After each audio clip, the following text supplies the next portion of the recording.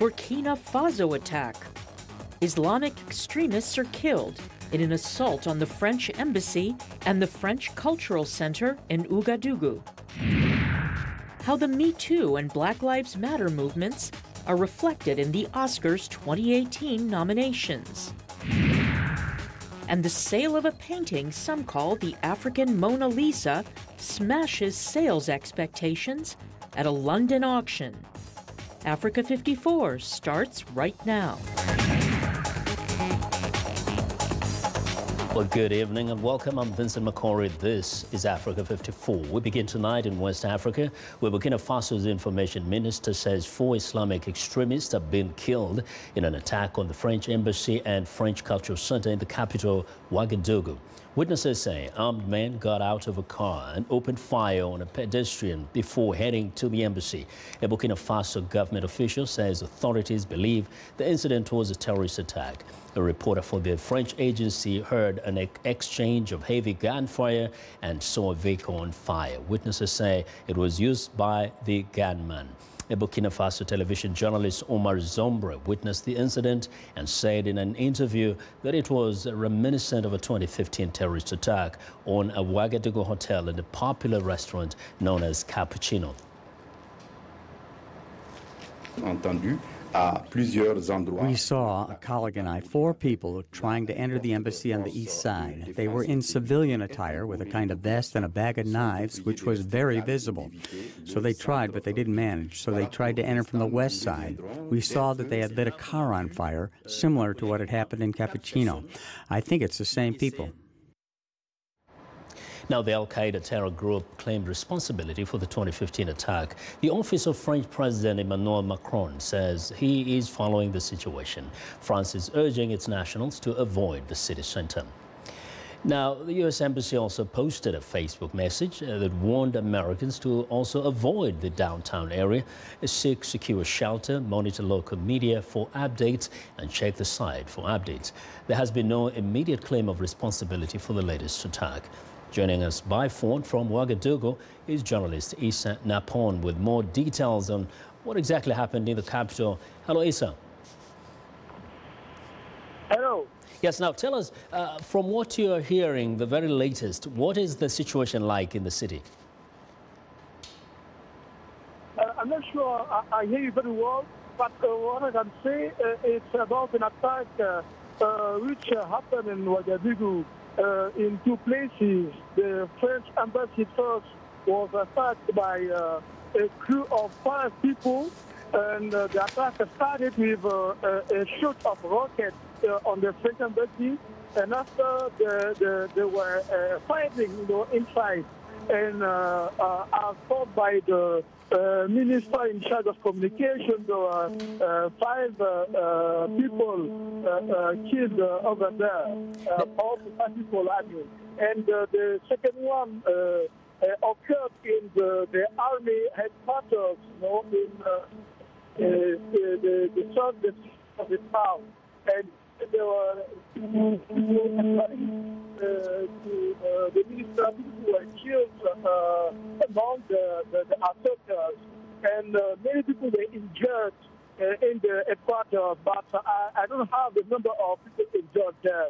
And by the time now, the assault has been done, and the French embassy is under control of the French special forces, which backed Burkinabe special forces to overcome, the fight with terrorists. So, from what the government is saying, was the attack launched by just those 5 people, or there were more?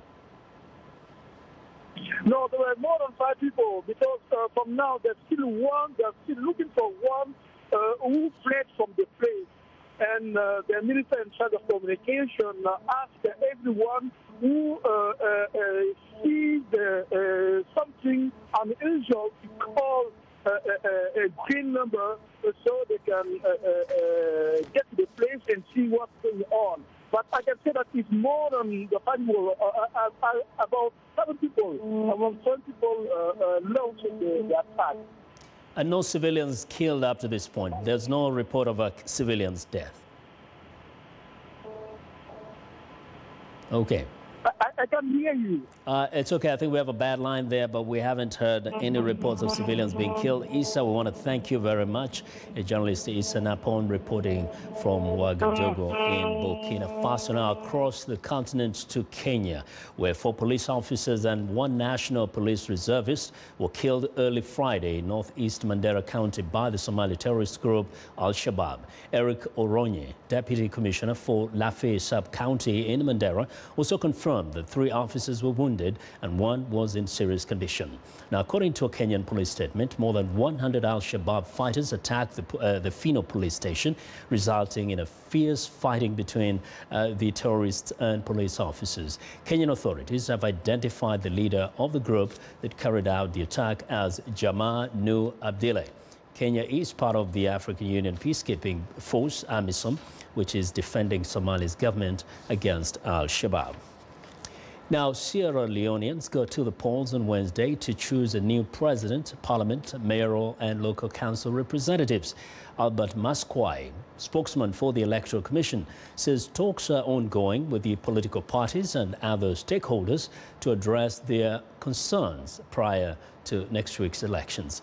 Viewers Peter Clote in Freetown spoke with Maskwai on what assurances the Commission can give that the poll will be free, fair and credible. The constant engagement that we're giving the political parties, even building their capacity, ensuring that they know the electoral laws. For instance, the issue of recount of ballots. We've told them every political party agent has the right to request for a recount if there is need. In the past, nobody, even when it is in law, nobody dares or cares to know whether you can ask for a recount. So we've told the political parties the process is transparent. If you still feel aggrieved, you can ask for a recount. It is your right, it is in law, and because we are building the capacity of this political party awareness, so it has opened up the political space for them to ask as much questions as possible. They follow up with the process, and they are aware that what we are doing is merely to help them. How are you engaging them, and how many are in the country at the moment? I heard some of that across the country. Tell me about them. It is unprecedented, the number of observers we've had, but there is a lot of interest in the electoral process. And we are happy about that because the more, the merrier. All of these institutions, they want to come and see, at best, what is good for the people of Sierra Leone. As a commission, we've been engaging them. We have one engagement for international observers so that we are able to welcome them formally to Sierra Leone and also give them everything that it takes. What we've done so far, we are open to observation and would appreciate any institution and their range of institutions, sub-regional level, regional level, international level, and whosoever that is around, we are okay to work with them and we'll listen from them, from the observation reports, and that will serve as the basis for future elections if we are to improve. What assurances are you giving Sierra Leonean voters about this particular elections come March 7? The assurance from the Electoral Commission is that NEC, within the law, would conduct credible elections, and the people's wish, their desires, who they want to vote for, will actually come to pass. That's basically what we're going to give them. Well, we want to know what you think about Africa 54 and the stories we cover. Join the conversation on Facebook. The address is Africa 54. We're also streaming our show live on Facebook, so check us out and share our show with your friends. Find me on Twitter at VOA Vince McCory. Now, coming up, how activism is impacting the Oscars. Stay with us.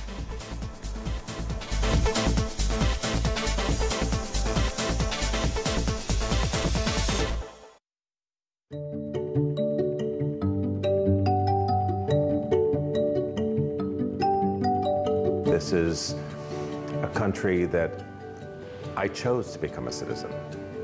I didn't have to become a citizen. I chose to become a citizen. I feel like America gave me an opportunity to pursue my passion as an artist. I really believe that clean eating is a way to a more successful life, or a happier life, if you want to put it that way. One of the things that helps me wake up every morning is doing better. being better.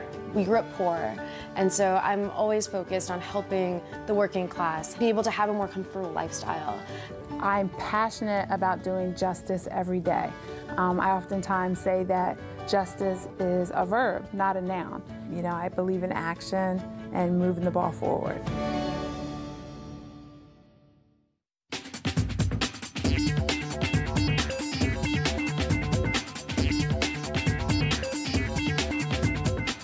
The 90th Academy Awards is set to recognize the best films of 2017 in 24 categories.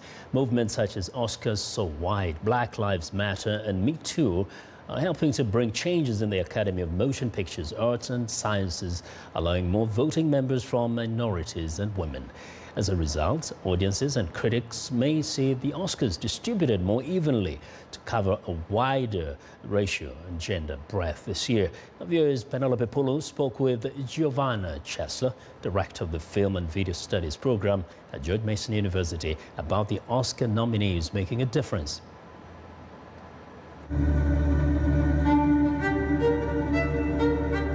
Surprise breakthrough at the Oscars last year when the indie African-American drama Moonlight appended the favorite all-white musical La La Land.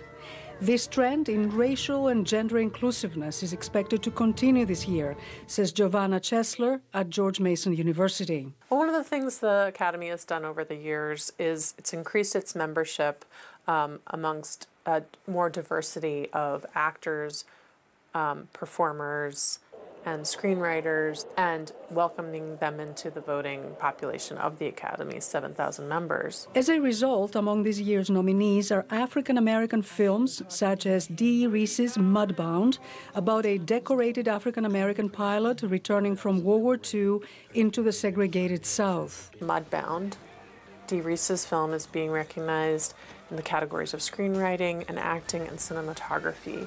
The first woman cinematographer ever to be nominated in 90 years is Rachel Morrison for Mudbound. Another one is Jordan Peele's Get Out, a horror film with a comic edge about modern white supremacy. With Get Out, there's incredible momentum. Same with Black Panther, amongst its primary audience that said, this movie matters because we want to continue to see ourselves represented on screen. We want to support African-American storytellers. The hashtag #MeToo movement also is reflected. Something cracked open with the Me Too movement and the Time's Up movement that followed. Perhaps the films that are nominated somewhat reflect that awareness. About half of them that feature women protagonists, women in lead roles who really are influencing the direction of the film. One of them is actress, screenwriter, and director Greta Gerwig, behind the coming-of-age film Lady Bird. The film, about a mother-daughter antagonistic, albeit loving relationship, has received 5 Oscar nominations. While the dark satire, 3 Billboards Outside Ebbing, Missouri, showcases Mildred, an angry mother played by Frances McDormand, who will stop at nothing to challenge the local police for not doing enough to catch her daughter's killer. Nature has cunning ways of finding our weakest spot. This year, we also see Oscar nominees dealing with same-sex and gender issues, such as the character drama Call Me By Your Name, about the passionate love between 2 young men in the early 80s, and the Chilean drama A Fantastic Woman, about a transgender woman whose life is upended after her partner dies. We see a lot of risk-taking happening in the nominees in the international categories. And Fantastic Woman is one of those films. The performance is exceptional, and she will be the first trans person to present an award at the Academy Awards. We have another trans director nominated at the Academy Awards this year, Nancy Ford, who's nominated for Strong Island. Bullet through your heart, and know you will never see your sisters again, your mother, your father. Chesler adds, it will take time before we see an equitable and open Hollywood. But with every passing year, there is hope that more women and minorities in front and behind the camera will be telling their stories for the large screen and receive equal representation at the Oscars. Penelope Pulu, VOA News, Washington. Now we'll take a short break, or be back shortly.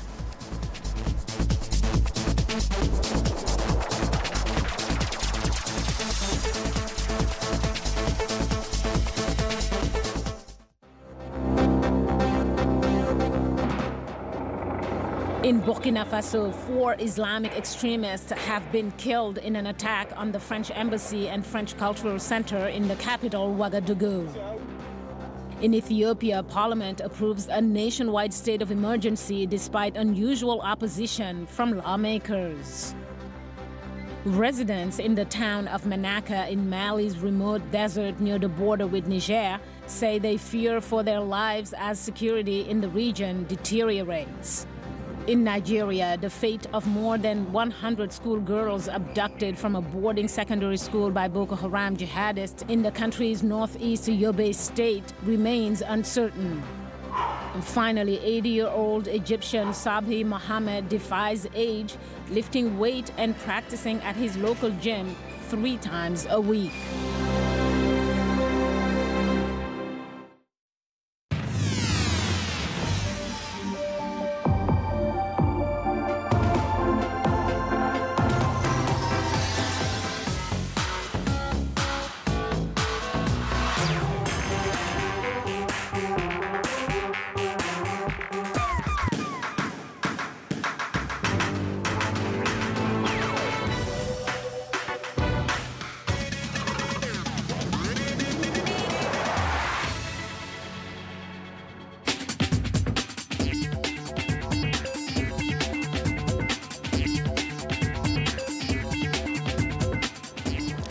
Welcome back to Africa 54, and here is what is trending. Now, a new portable skincare device analyzes a person's skin and recommends treatments or the best cosmetics. South Korea-based Lady Carver is showcasing its skin diagnosis technology at the Mobile World Congress in Barcelona. The smart portable camera device observes the skin with up to 60 times magnification. Now, the accompanying smartphone app also checks the temperature, humidity, and UV index depending on the user's location. Users can keep a log of previous skin scans and set goals. Next up, Bitcoin purchases remain rare relative to cash and credit cards. Many Bitcoin holders value the volatile digital currency more for investments rather than everyday items. But fans of the cryptocurrency are finding they can convert their Bitcoin into anything from a car to marijuana growing supplies. Transaction times and high fees can make Bitcoin unattractive for buying everyday items like a cup of coffee. But these buyers say new technologies are making the network faster and cheaper to use. And finally, a portrait of a Nigerian princess that was lost for more than 40 years and found in a London apartment was sold at an auction for £1 million, or about $1.38 million. Now, this week, Tutu, an artwork by Nigeria's best-known modern artist Ben Enunwo, was painted in 1974 and appeared at an art show in Lagos the following year. But its whereabouts after that were unknown. The portrait of Adetutu Ameluyi, who was a granddaughter of a revered traditional ruler from the Yoruba ethnic group, holds special significance in Nigeria as a symbol of national reconciliation after the 1967 to 1970 Biafran War. And that's what's trending today.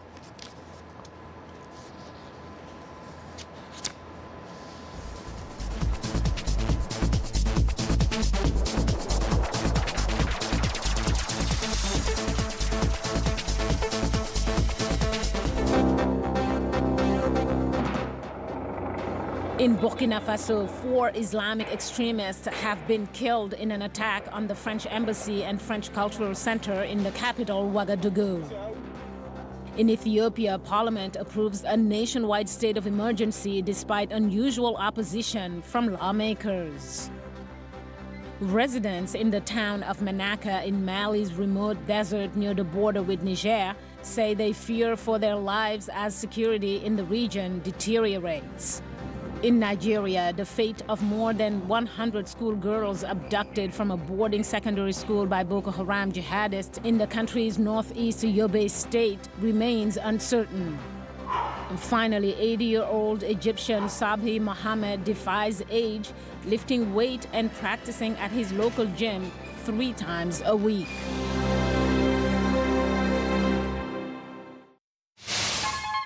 The The lyrics could be French, English, Portuguese, Bantu, Arabic. It is the beat. The African beat that counts. The beat does all the translations. It cuts across all languages and gives us the understanding that this is the African beat.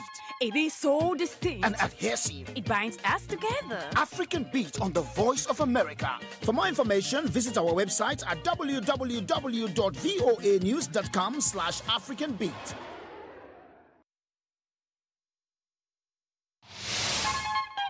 The lyrics could be French, English, Portuguese, Bantu, Arabic. It is the beat. The African beat that counts. The beat does all the translations. It cuts across all languages and gives us the understanding that this is the African beat. It is so distinct and adhesive. It binds us together. African Beat on the Voice of America. For more information, visit our website at www.voanews.com/AfricanBeat.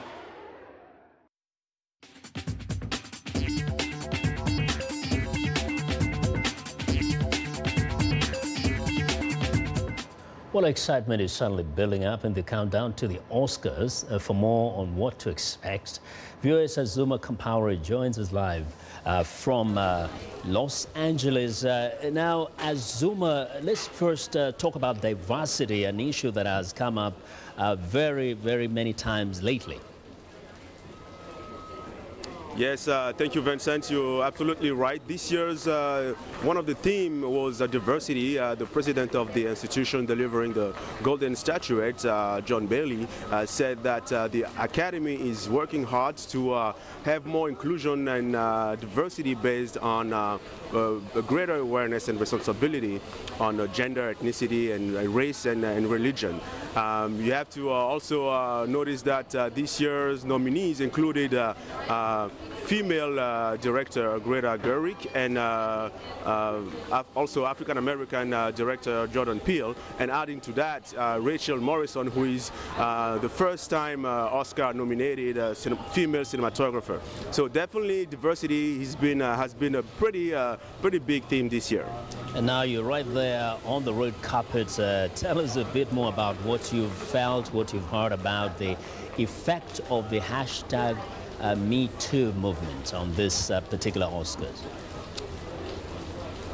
Absolutely. This year's hashtag Me Too movement definitely shaped and contorted the Oscar race unlike any before. Everywhere people came from different places in the world to celebrate the best movies of 2017, but you know, the big question remains: how is the hashtag Me Too movement or the Time's Up movement shape or affect this year's show? But you know, Vincent, to have the answers to this question, we'll have to wait till tomorrow night during the ABC telecast of the Hollywood's Biggest Night, hosted for the second time by Jimmy Kimmel. Okay, now let's break things down here. Talk a little bit about the big favorites, the big movies here. Well, Guillermo del Toro's Shape of Water definitely comes in mind with 13 nominations, but you know, nothing is guaranteeing that it will be enough to secure him the Best Picture award.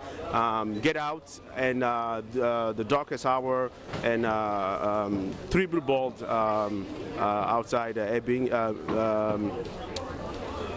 All these movies actually have a lot of chances to win, but you know, absolutely the last word is going to come to the Academy voting members, who will decide. So people are still like holding their breath and waiting to know exactly, you know, who is going to go home with the Golden Statuette. Well, for you and me, of course, coming from the continent of Africa, we're looking to see what would be exciting to our viewers. What is there for an African audience? Vincent, we have to say that there was 341 features that were submitted for this year's Oscars, and from those for these numbers, there's only 92 countries that submitted movies in the foreign film language category. Among the final shortlist, there is no African countries, unfortunately. But the short movie What Water has, you know, some good representing people from Africa, from Kenya. So that might be the what we can take away, from that as far as African being represented at the Oscars this year. Yeah, at least we can hang on to that. It gives us some kind of presence there. But right now, you're standing right there on the red carpet. We know that by Sunday, things look really different. Tell us, what is the general mood in the area in terms of, do you get the sense that people outside of there are anticipating something big? Absolutely. People are very excited. There's excitement everywhere around. A lot of press, a lot of tourists as well. And there's not, a minute that goes before without people actually, coming around and taking pictures and just making sure that they have the right spot and the best spot to get, all the stars, especially for the red carpet, that's going to start tomorrow around 3 p.m. here. So that's going to be, the big expectation. People are coming especially to see the stars, and the movies are going to be the final notes, during the night. So people are always excited, and personally, I think that, when people get to experience such an event, the outcome is definitely going to be a big thing for the winners this year. I know we're covering this entirely, but for you, who would you like to meet there if there's a possibility to do so? Well, definitely, I'm tracking down a couple of stars of mine. I'm looking down for Lupita Nyong'o. There's a lot of anticipation when it comes to the Black Panther cast being here. So I'm going to be, looking around, and if I ever, get a chance, I'll let you guys know. Come on, man. Yeah, and just mention my name too. It would be nice. So Azuma, we'll be listening, we'll be watching, and when you come back, you'll tell us a little more. We are expecting a lot more in the coming days, probably on Monday, right? When you come back. Absolutely. Yeah. Absolutely, Vincent. Thank you, man. Thank you. Enjoy it, and be safe too. Well, that's Azuma Compaore reporting for us live from Los Angeles, right on the red carpet. That's our show for today. Now be sure to watch Africa 54 on our website at voaafrica.com. For more news, tune in to VOA's evening radio show, Africa News Tonight. It's at 1800 UTC. And in the mornings, to Brook Africa between 0300 and 0600 UTC, Monday through Friday. Thanks a lot for watching. From all of us in Washington, I want to wish you a good night and a great weekend.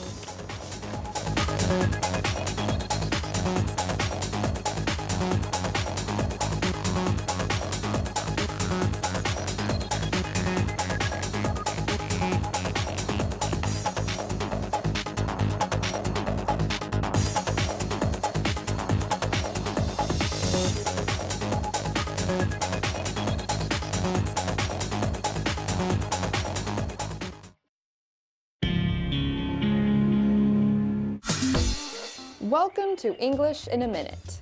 A corner is basically an angle where two sides meet. Boxed in a corner. Let's find out why these two are talking about corners. What's wrong? You look worried. My friend Nico quit his job, had a baby, and bought a new house, all at the same time. How's that going? Not good. He's out.